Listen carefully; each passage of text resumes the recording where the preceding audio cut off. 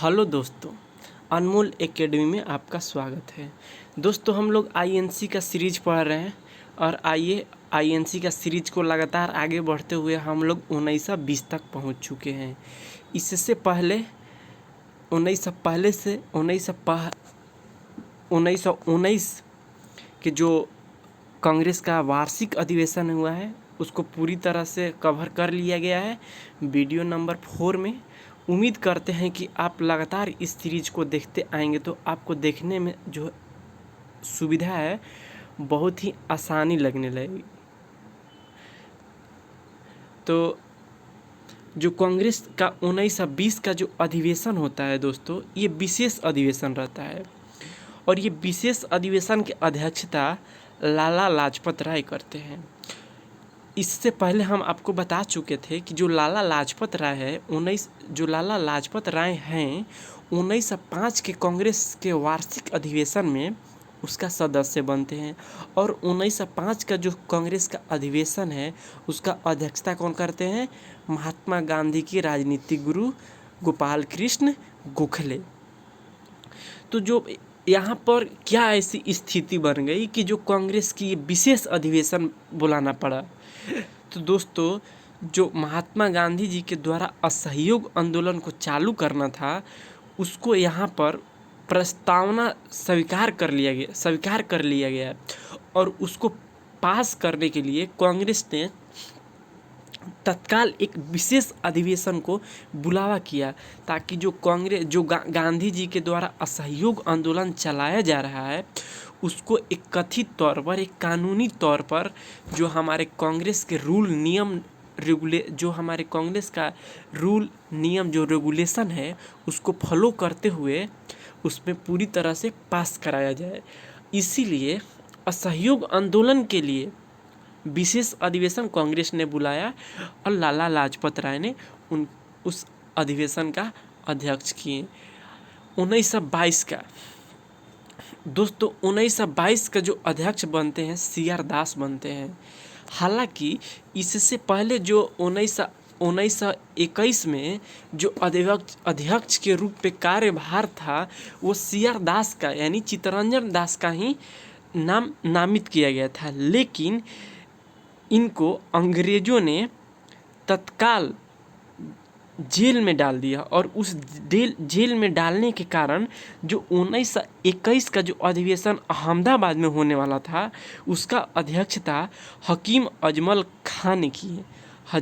हकीम अजमल खां दोस्तों एक कार्यकारी अध्यक्ष के रूप में अपना जो अध्यक्षता का जो समय है वो निर्वहन किया।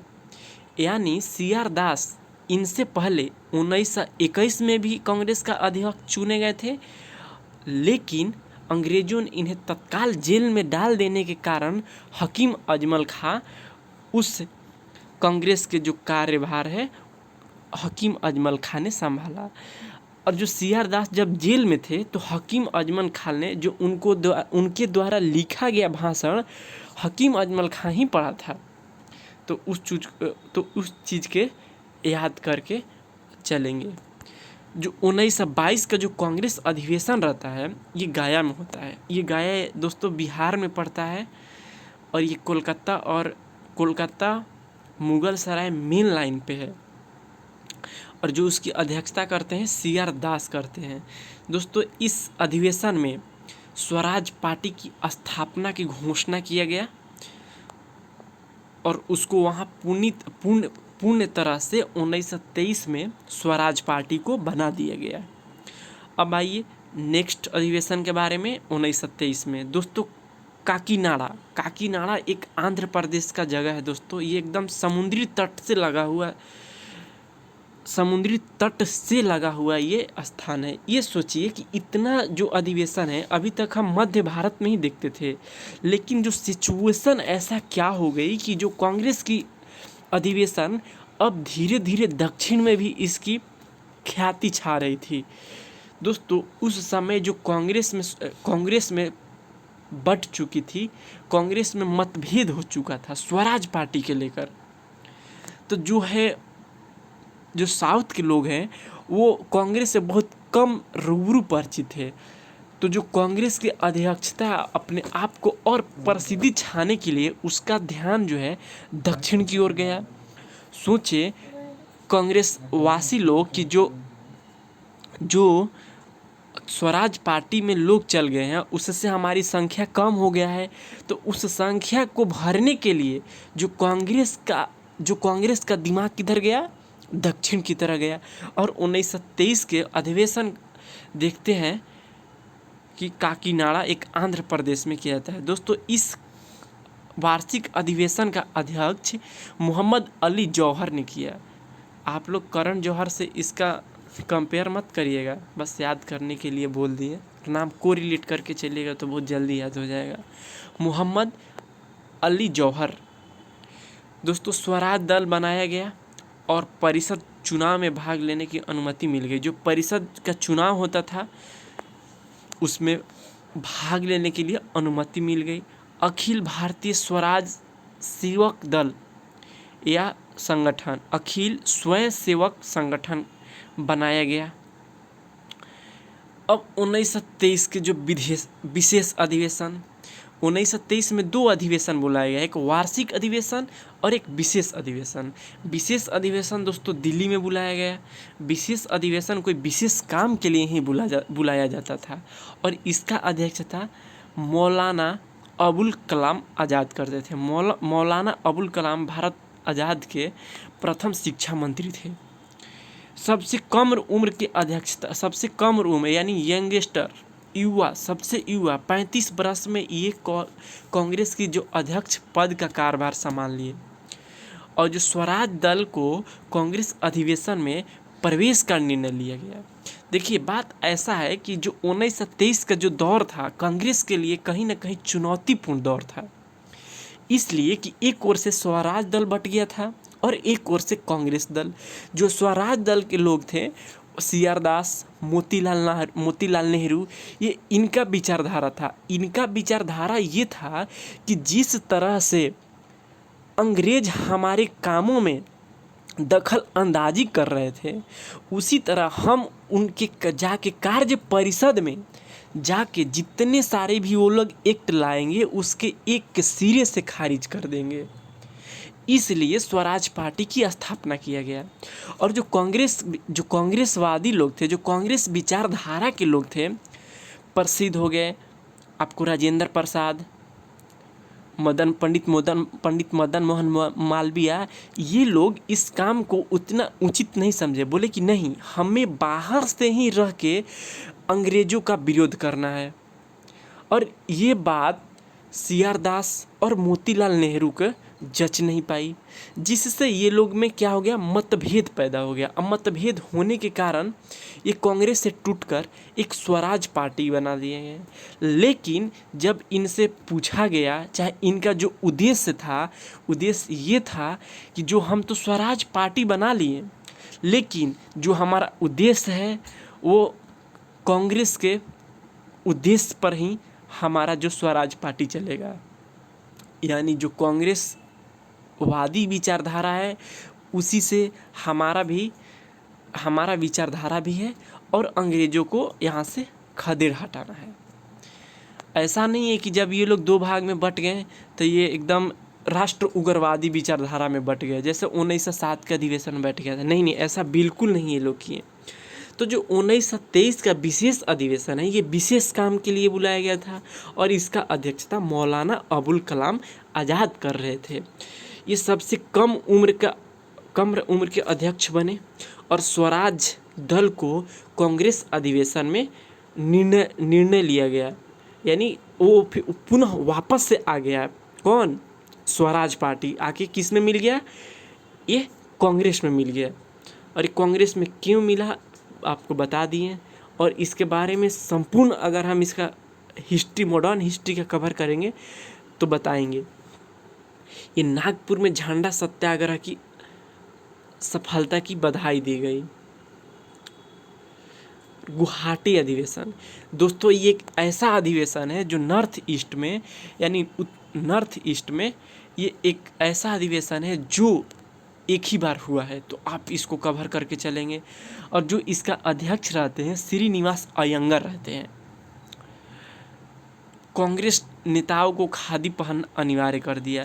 जो आज खादी कपड़ा नेताओं को देखते हैं, वही खादी ऊपर से उजला और अंदर से जो काला रहता है, उसी खादी को पहनना कांग्रेस ने 1926 के अध्यक्षता में इसको क्या कर दिया, अनिवार्य कर दिया गया। जो स्वराजवादी एवं राष्ट्रवादी को यहाँ पर मेल किया गया, यानी इनको मिला लिया गया। जो स्वराजवादी थे और राष्ट्रवादी यानी जो कांग्रेसवादी विचारधारा के लोग थे, 1926 में इनको एक के रूप से मिला दिया गया। और जो 1927 का मद्रास में अधिवेशन होता है, डॉक्टर M.A. अंसारी की अध्यक्षता में किया जाता है।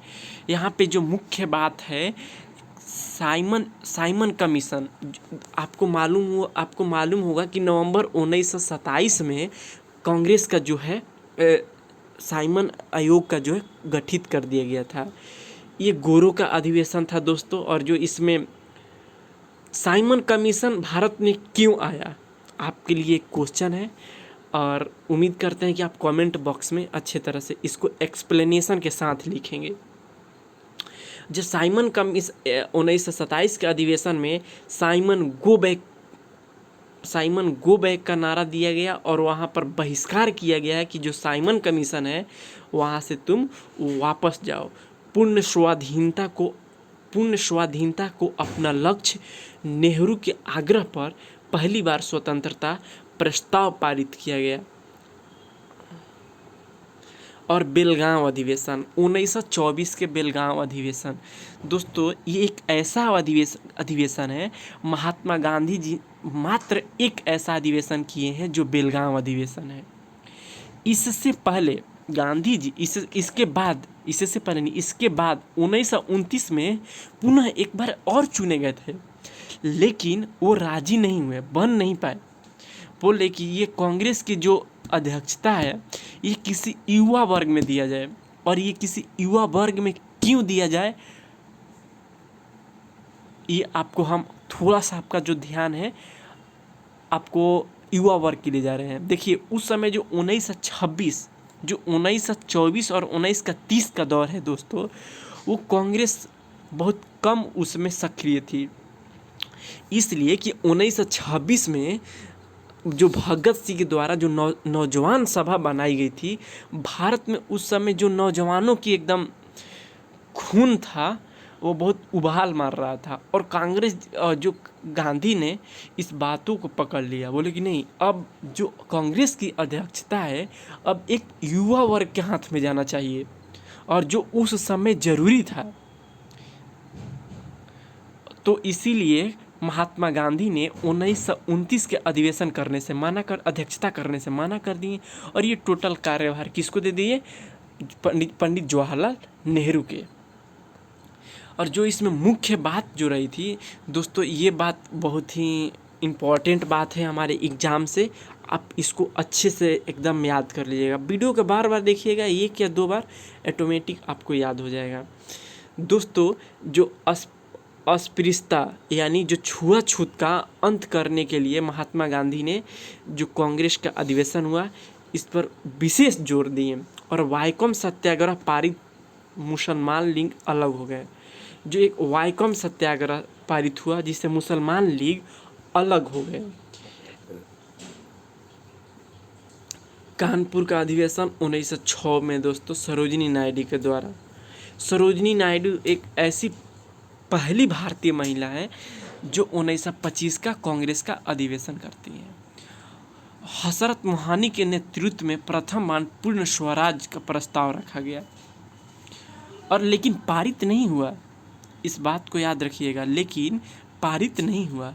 ध्वज वंदना, विजय विश्व तिरंगा प्यारा फहराया गया, और हिंदी को राष्ट्रभाषा अपनाया गया। लाहौर अधिवेशन 1929 ईस्वी, पंडित जवाहरलाल नेहरू के नेतृत्व में लाहौर अधिवेशन 1929 ईस्वी में मनाया गया। और जो इसमें मुख्य बात है, जो पूर्ण स्वराज प्रस्ताव पारित हुआ और 26 जनवरी स्वतंत्रता दिवस मनाने का निर्णय लिया गया दोस्तों। और ये पहली बार लाहौर में रावी नदी घाट पर रात 12 बजे पंडित जवाहरलाल नेहरू के नेतृत्व में ये झंडा फहराया गया था। यहाँ पे सविनय अवज्ञा आंदोलन का प्रस्ताव अनुमति मिल गया। यहाँ पर 1930 में जो सविनय अवज्ञा आंदोलन हुआ था वहाँ पे प्रारंभ करने के लिए अनुमति मिल गई। और जो कराची अधिवेशन मात्र एक बार 1931 ईस्वी में सरदार वल्लभ भाई पटेल, ये भारत आज़ाद के प्रथम गृह मंत्री थे। 1931 ईस्वी में दोस्तों ये पहली बार कांग्रेस की अध्यक्षता करते हैं। और इस जो अधिवेशन हुआ है, वार्षिक अधिवेशन हुआ है, उसमें जो मुख्य बात रही है ये पटेल ने मूल अधिकारों को मांग की,